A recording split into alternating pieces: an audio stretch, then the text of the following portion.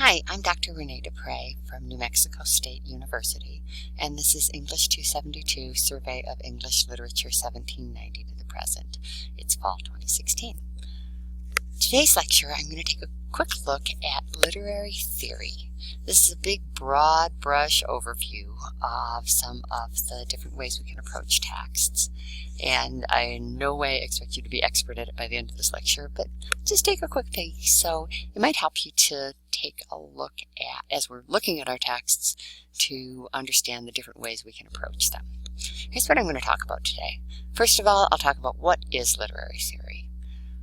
What is it, and why should we use literary theory, as sort of off-putting and difficult as it may seem? I'll then provide a quick summary of some of the major theoretical approaches, and then summarize what we've talked about today. First, what is literary theory? Literary theory is, as you can see from the picture on the right, nothing more than a scaffolding. It's a framework for understanding and interpreting something. And in this case, that framework is for understanding and interpreting literature.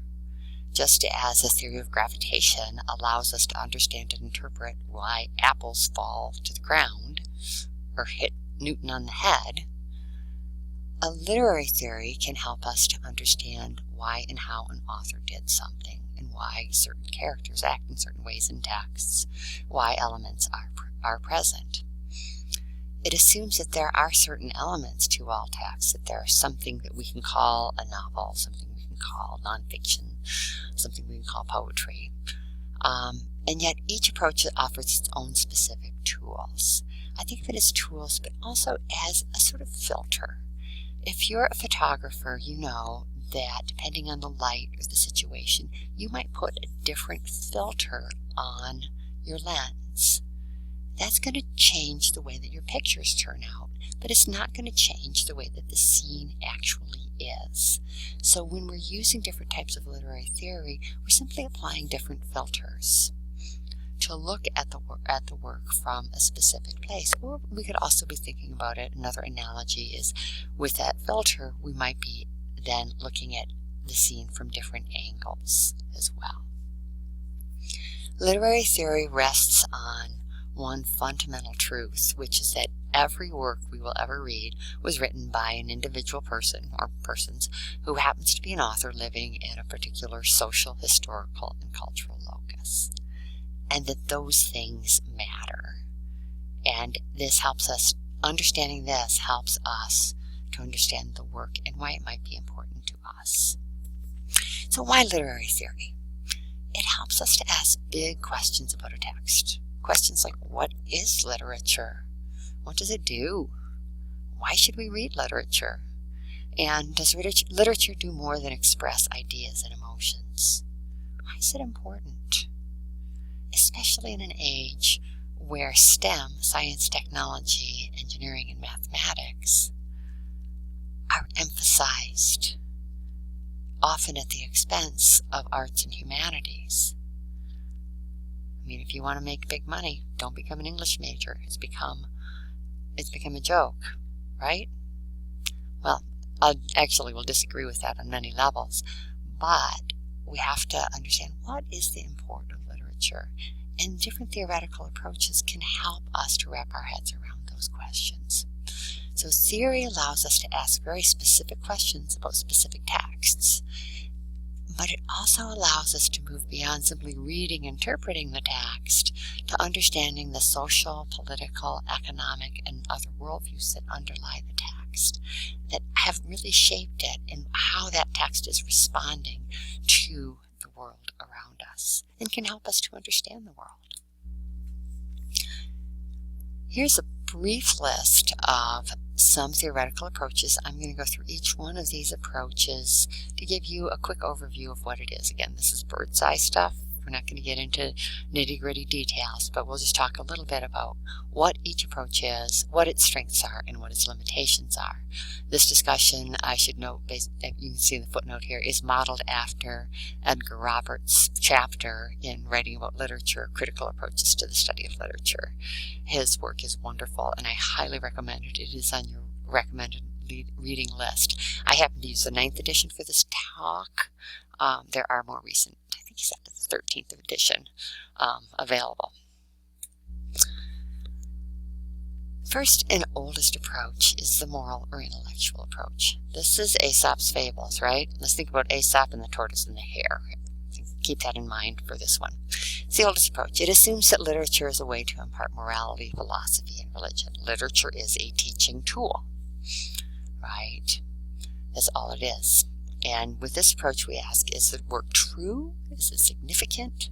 What are the ideas that it contains, and how can those ideas be applied? So we can learn from the tortoise and the hare that sometimes it's better to just go slow and steady wins the race, right? Isn't that the cliche? Rather than rushing ahead and not being organized and being too fast and then needing to take a break. Sometimes we just need to keep plodding forward. We can learn about that literally in terms of racing, or we can apply that to our lives in many other ways. That sometimes rushing to get something done or doing too much at once can leave us too tired to actually be effective. So this approach is strong because it assumes that literature applies to life. It makes it important in that sense, right? But on the other hand, it does risk didacticism. It can reduce literature to just its lessons. That it can just be a learning piece. If you've ever read a piece of literature that seeks only to instruct, you can know that they can be pretty limiting and not really reflect the complexity of the world we live in. It also misses out on one of the core pieces of appreciation of literature that we've really talked about since early times. Ovid's claim, even, that the purpose of literature is docere dilectando, to teach by delighting. That is what we need to do. The topical historical approach, another lens, stresses the relationship of literature to its historical period. Yes, we have been doing that in this class. We've been looking at what is the context in which the Romantics wrote. We'll now be looking at the context in which Victorian writers expressed their thoughts. When was the work written? What were the circumstances? In the Romantics, remember, we've talked about the French Revolution, changing thoughts about the individual versus society, the emergence and importance of the pastoral and nature, all of those things. Those are the circumstances. This big, broad shift in thought is where we started to see this literature coming out. And what were the major issues of the time? And specifically, what major issues, which of those issues does the work deal with or address? It's a strong approach in that it helps us to understand the influence of historical and context on the works, and vice versa. So what's the historical context? What's the culture? And how did that influence not only the work, but then did this work itself turn around and influence developments of history? One of the big limitations, which was first really came out in the 1970s and 1980s, is that it deals with the background knowledge rather than literature itself. So if literature only exists in relationship to a specific historical moment, then sometimes we can lose the beauty of the literature itself, and maybe we can't always apply it across time and culture. One of the responses to that was New Historicism, developed by, or first articulated probably by Stephen Greenblatt in the 1980s. In the new historical approach, we integrate that knowledge of the historical context and interpretation of the work itself. So that is the piece that we really have been using in this class and will continue to.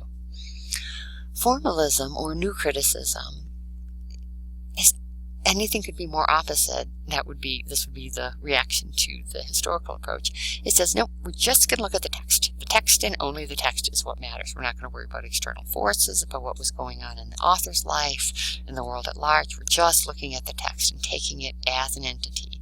There are these black marks on a page. They make up words. There's a page. We're only going to look at those. This approach was inspired by the French approach of explication de texte. That is where you will hear me say sometimes, please please explicate your words or this passage, right? That explication is when you get in and do that close reading, looking at the down and dirty. What does each word mean? What is the essential meaning of this phrase or line of poetry that you have selected? With this, we're going to examine elements of the text. What's symbolic? If that bell is tolling, what does that mean? What's the setting? Is it a dark and stormy night? Is it a pastoral, beautiful scene with sheep and daffodils? Is it a craggy mountain? What's the setting and what's its meaning? What's the form of the poem or the text? We've talked quite a bit about that. The ode versus the lyric ode versus the narrative poem versus the open verse. What's the form that we're looking at? Those are just some of the elements that we're going to address when we're looking at a new critical approach. It really, really focuses on the value of the text itself. That's where the value comes from, is the value of the text as opposed to the context of the text. So it's a strong approach. It works because it asks us to really interact strongly with that text. It works, and it works beautifully and well.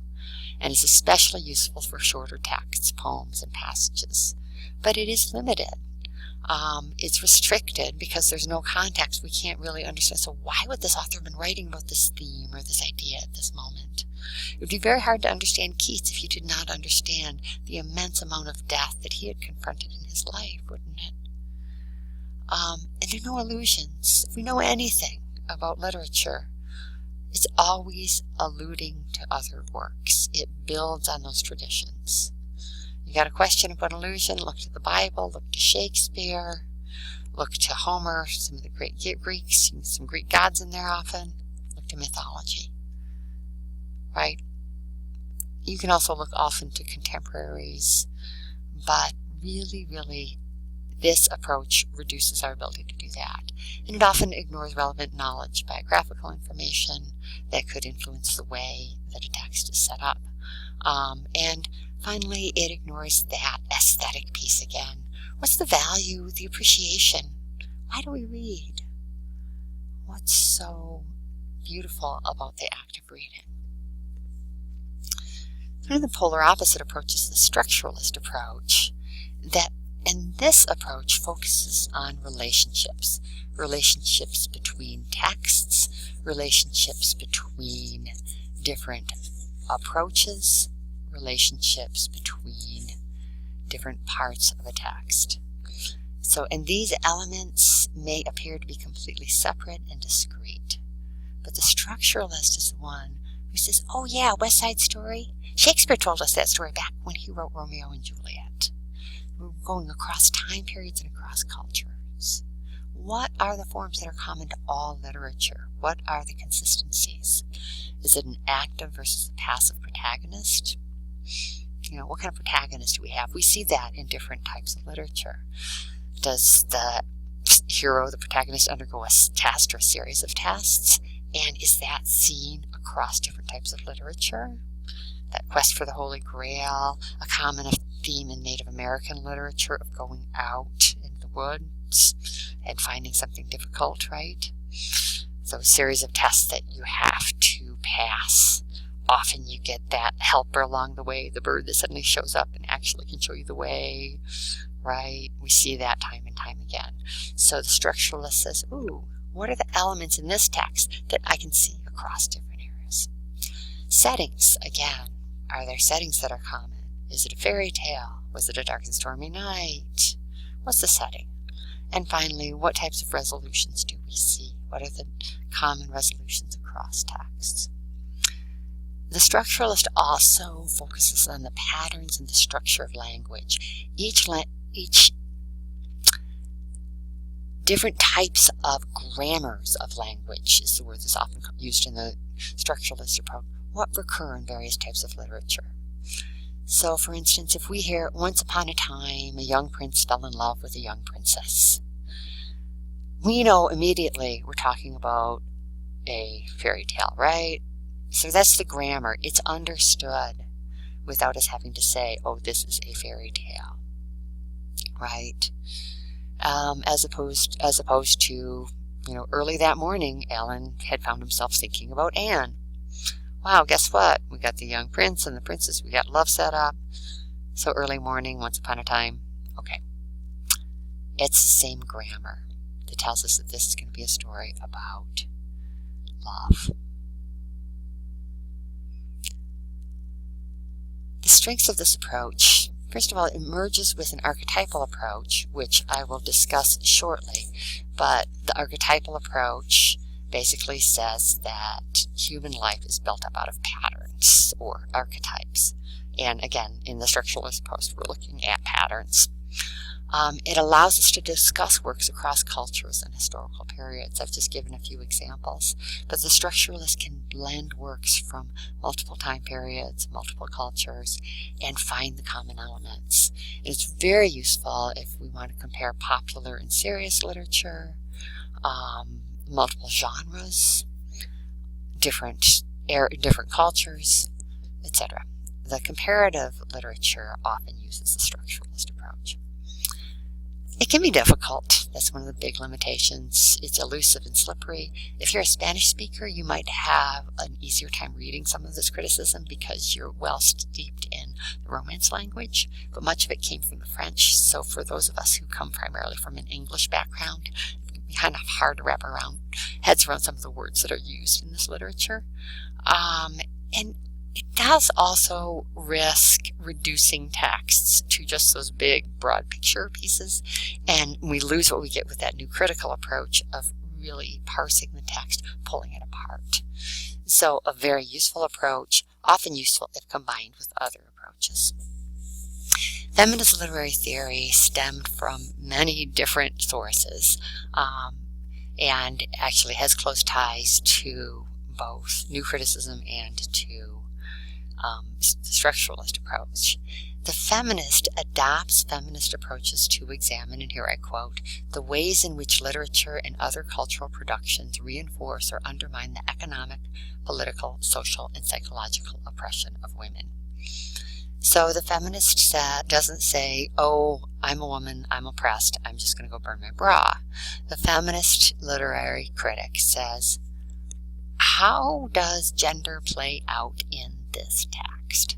Why is it important that this protagonist is female and this one is male, and how do they interact? How does that then affect their lives, or the portrayal of their lives? And does it matter if the author was a woman? There are 4 key goals of feminist theory. The first is to recognize that women are underrepresented in the traditional canon.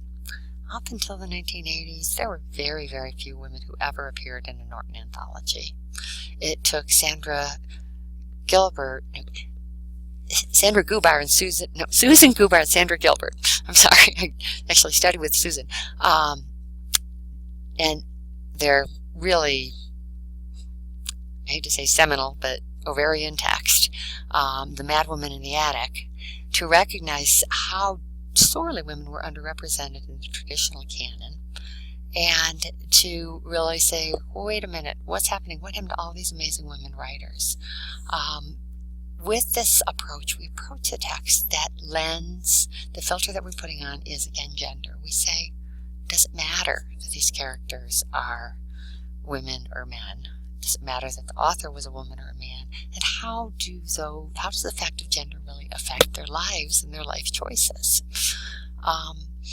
Another core piece of the approach is to recover women's works. Since Gilbert and Gubar's work, many, many different women's texts have been recovered, and things that had been lost before. And to eliminate inequities and inequalities in language is another core piece of it. We're working on it with gender-neutral pronouns, such as they for the singular, but still a long ways to go. Some of the strengths of this approach is it allows us to parse gender relations in a neutral setting. So we're not just saying, I'm a feminist, I'm not. We're really looking at, well, how does just the fact of gender affect lives and affect literature, and how is that portrayed in literature? We've really expanded the canon to include many previously lost voices of women, and provided a model for inclusion of other underrepresented groups. Many of the tools and the approaches used in feminist criticism can also be used to speak to other groups such as LGBT women and men, different ethnic groups have been able, these tools have been used successfully. It makes us uncomfortable. And that is a strength, because sometimes we need literature to make us uncomfortable. We need to interpret literature in ways that make us uncomfortable so we can change. Limitations, it is often mocked or not taken seriously. Guess what? That's one of the core complaints of women, right? Look at the elections going on right now. But the key limitation of this approach is probably that gender roles vary across cultures, and early work in feminism didn't recognize the socio-economic and class differences between women. It assumed that all women were one. And yes, there are unifying characteristics and unifying experiences of being a woman in this world, but the experience of a working class woman, a woman who, especially in Victorian England, was very different from her middle class counterparts. And we'll address that as we move forward, but it's important to know that at one point, feminist literary criticism, like feminism in general, really spoke to white middle-class women and excluded the great variety of women who are living today. Another approach, economic determinism, a Marxist literary criticism, starts with the premise of Karl Marx that says that the primary influence on life is economic. Our ability to live our lives fully, to be who we are, our ability to achieve health, our ability to achieve education, to live out our dreams, how many children we can afford to have, all has to do with how much money we make. And that literature, too, can be judged from an economics perspective. We start by asking, what is the economic status of the character? And then we ask, what happens to them because of it? This approach can be very powerful when we're reading texts that really address some of those socioeconomic disparities. For instance, Richard Wright's Native Son, that ask us, that really do affect our lives. And so in this approach, we're going to be asking, what are the related conditions? The health, education, opportunity. Does the writer emphasize in the text? And does the work address the political, economic, and social implications of the text? The strengths and limitations of this approach include, again, asking us to examine the concept, text, and assumptions we often make about people. And it makes literature pertinent to political, social, and economic realities. On the other hand, some of the limits of the text is it risks kind of a social Darwinism approach. Well, if you're born into this class, that's where you are. And evolution of the fittest happens in the economy too. So that's how we work. We can see this really criticized in H.G. Wells' The War of the Worlds. And economic determinism is one thing versus how can economics influence our lives. Sometimes if we look at things as determined, we don't allow ourselves to say, wow, things can change. A psychological psychoanalytic approach to a text, another lens, basically says literature, we approach literature as if we were getting information from a patient in therapy. So if you think about taking that text and sitting on the couch and you're interviewing the text. We're going to be doing a psychoanalytic approach to the characters and sometimes to the authors. The questions we ask with the psychoanalytic approach are, what life experiences explain the subjects or their preoccupations? Was the author's life happy, sad, isolated, social? We've done this a little bit when we look at Keats and the incredible influence of death on his life, starting with becoming an orphan by the age of 10. What early experiences might have influenced the author or the character? And finally, did the death of a family member, loved one, trauma, or other events influence the author or character? Again, we've done this with Keats, but we can also do it with a character because authors may set this up very specifically. Some of the strengths, it can provide a lot of insight into the characters and authors, and maybe why authors are writing about specific themes, about why a character might act in the way that he or she does. It is especially useful when we're looking at autobiography studies or anything that starts with that first-person narrator, that we can look really carefully at how is that narrator constructed. Limitations. The limited focus sticks with the text itself. Again, we're not going to be looking at the broader social and historical influences. And it's very powerful, however, when it's paired with other approaches. And we do risk becoming the armchair analyst. People who aren't trained as psychoanalysts may not be able to really use this approach to the best ability. And one other thing I should say about this is, in the psychoanalytic approach, the popular theorist in the humanities and literature was often Jacques Lacan, whose core premise was that the moment of differentiation from the mother occurs when the infant is able to articulate the word I and know what it means, as opposed to the Freudian approach. So that Lacanian approach is often not used so much by the clinical psychoanalyst. The archetypal, as I promised, symbolic or mythic approach is based on the assumptions that human life is built out of patterns or archetype. That was perhaps by Carl Jung, and Jung stressed the idea that connections and universalities are really what bind us together as humans. There's this human consciousness that we're all part of. And likewise, literature, to the critic who approaches literature from this approach, says, okay, what is universal about this text? The symbols, the patterns, the ideas. And the text itself is seen as a collection of symbols from across time that we all live in and we all know just because we are part of the human race. And this critic asks, does the work contain archetypes? For instance, the creation myth, the sacrifice of the hero, the search for the Holy Grail. What are those archetypal things that are found in the work, even if it's just a story about two kids in downtown Chicago? How does the story, poem, or play fit into known archetypal patterns? Does it cross cultural, national, or historical lines? And ultimately, what's the meaning? What meaning can be found out of this story? How does it apply to our broader experience as humans? The strengths, again, like the structuralist approach, it can be used to compare works across cultures, time periods, and other variables. And it allows us to make sense of common human situations. Adolescence, your first love, the death of a loved one, aging, those things that we all go through in our lives. How do we make sense of them? One of its limitations, however, is that rests on Jung's sort of unproven assumption that there is a universal human consciousness, that every author who sits down partakes in that consciousness. That's really never quite been proven. It's a compelling idea, and I have to say I really want to buy into it, but I can't say that it's really been shown to be true. The Deconstructionist says that the world is split in two, and that everything in the world, including an act of literature, is a performance.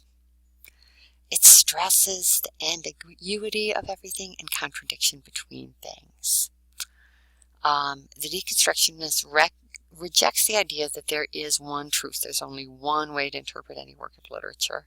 It says that there are multiple interpretations. Often the Deconstructionist questions the correct or accepted readings of texts, things that we've been saying, well, this text means this for so long, right? The Deconstructionist says, no, we're going to put everything in its ear, and we're also going to put it on its ear because words in text are always changing in meaning. The full meaning of a word, and this is a slippery concept, so I hope I can explain it well. Full meanings constantly differ. There's no one correct meaning. The meaning of a word, we can never quite get to meaning. We can never quite explain it perfectly. So we're always going to be seeking that perfect explanation of meaning. The strength of this approach, it asks us to rethink what has been accepted, to rethink what we think has always been the way of being. It challenges the idea of being and recognizes that we are always becoming, and likewise a text is always becoming. Some of its limits, again, it's elusive, rests on those French words, quite vague, can be very difficult and slippery to understand and to apply. The linguistic position of, and this is one of the big criticisms of this approach, that the position doesn't support some of its own assertions. So you're using language to support assertions about language not being stable and not having a core meaning.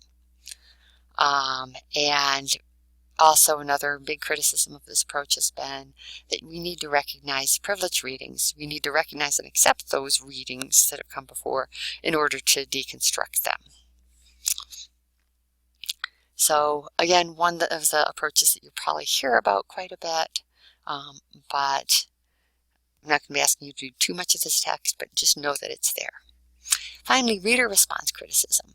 This one's even more slippery in a way, but it's also very straightforward. The reader response critic says, this book has no meaning in itself. It's just a set of black marks on a page. There's no meaning there. The reader is who brings the meaning to it. So when you sit down to read a text, and I'm sure that you've all had this experience, when you read a text as a child, as a teenager, and a young adult, you think about how different your experience of that text has been. So the meaning comes from your own background, your belief systems, your experiences, your knowledge. And it may shift and change significantly with each reading of that text. And every time, the text is nothing again until you pick it up and start interacting with it. When you read it, you create it. And it's all about what you as the reader bring to the discussion. Some of the strengths, this is a wonderful starting place, and you will often hear me say, so what did you think? What was your experience, your gut reaction to that text? It's a great way to start interacting with the text. It asks for you as a reader to deeply interact with the text, to question your own assumptions, and to ask how that text really creates you at the same time that you create the text. Some of the limitations is that this approach is related to your beliefs and your experience and your knowledge. It's not a broad approach. It doesn't ask you to rethink things, as we have been doing in this class and will continue to do.